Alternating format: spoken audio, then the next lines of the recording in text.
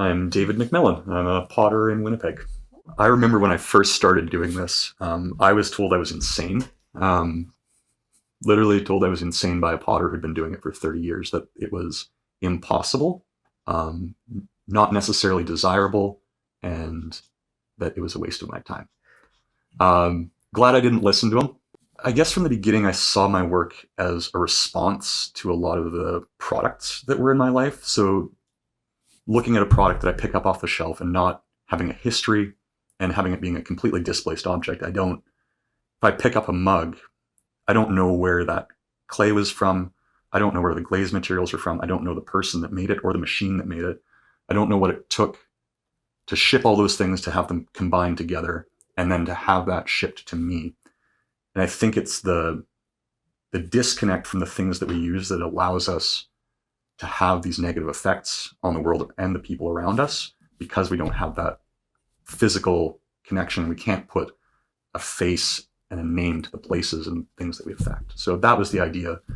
And yeah, I just got hooked on it because there's so many more possibilities when you actually dig down into the place you're from. One of my clays that is the main constituent on the clay body that I made, I couldn't get a phone number on this farmer. He was way out in the backwoods east of Riding Mountain. So I just walked up to his house one day. Sunday afternoon, probably around 4 o'clock. They were just getting ready to sit down for supper, and I'm knocking on the door. I don't know what he's going to think. So comes to the door and, oh, did you break down? And I was like, no, I just kind of here to ask if I can dig a little hole in your field. And shakes his head. What? So I explain what I'm doing. And he obviously just thinks I'm insane, and that's fine. And so, okay, I've got this, 12-liter bucket. I need to take 2 of these out of the side of that cattle watering hole. Yeah, sure. We're just sitting down to supper. If you want to go out there and do that, that's fine. Just 2 buckets though. Okay, great. Thanks. Go take the buckets, shaking my head. I came back the next year and he's like, oh, you again. So I gave him a cup and told him, I was like, this is made out of your field. Like, this is literally what this is from. Like, I took a little bit of sand from down around Souris, mixed it in with the clay. And I took ash from my wood fire up at my cabin and made the glaze. So this is a Manitoba cup. And then he started to get it. And it was interesting, someone who'd been connected to the land for that long. Because he's like, oh, so you're looking for that blue clay. I was like, yeah. He's like, well, you don't want to go into that dugout. You want to go into the dugout over there. It's a lot more pure, and there's not all the little bits in it. It's like, okay, great. That means there's less calcium intrusions. I was having trouble with that.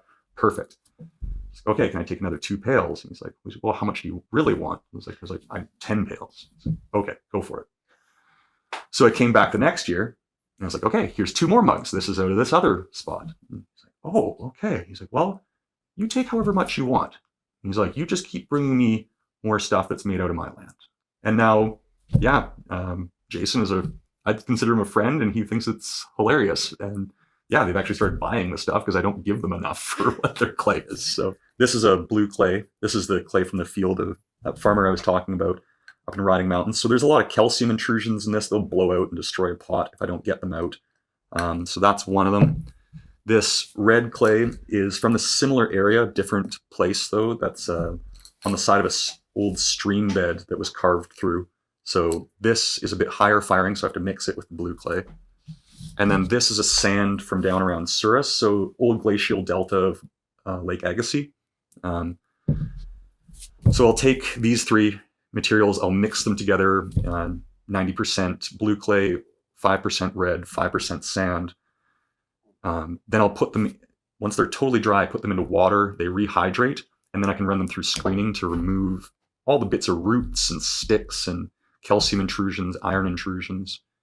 And then once that's slaked down and run through the screen, then I have to dry it back to a not leather hard, but a semi-plastic state so I can age it. It's a year to process my clay body. Then for the glazing, I'm taking the same blue clay and then the wood ash from my wood burning kiln. And that is how I'm doing my glazes. So different trees pull up different minerals out of the ground.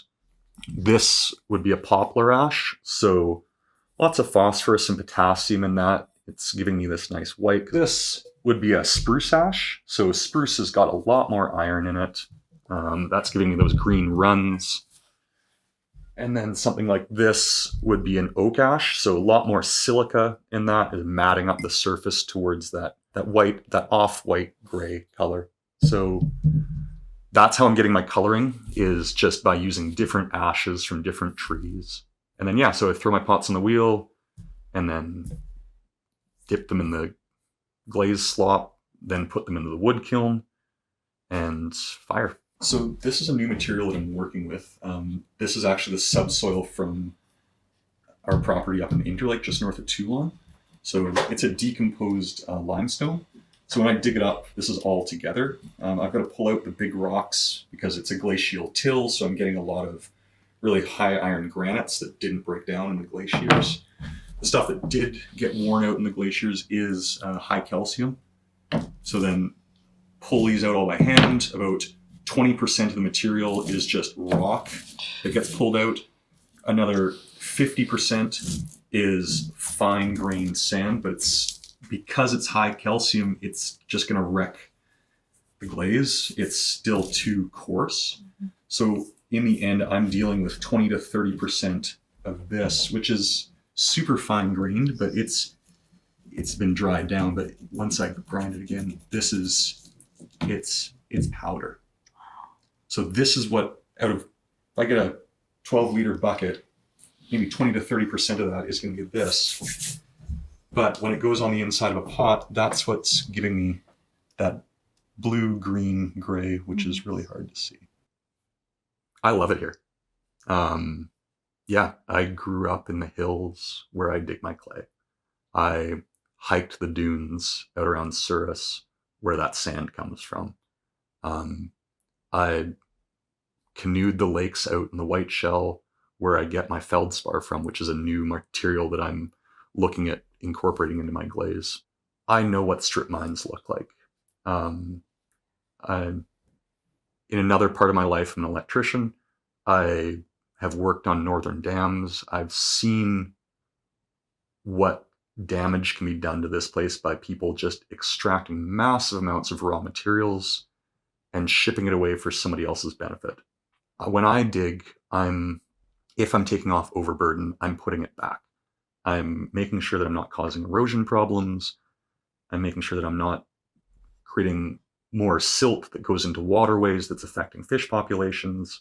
I'm not leaving little holes everywhere for wildlife and cattle to break their ankles in. It's by putting everything back here in a way that I have to deal with the consequences of what I'm doing. I have to be okay with it. Because I can't just externalize that impact and say, well, somebody else should have dealt with that. I should have dealt with that. I guess that's why it's so important to me, because I've seen what these places look like after big companies that don't care are done with them. And it's horrible. Then, having been an activist before in past lives, it's really hard to be constantly opposed to things and saying what's wrong with the world without having a way to say, like, this is what's right with the world.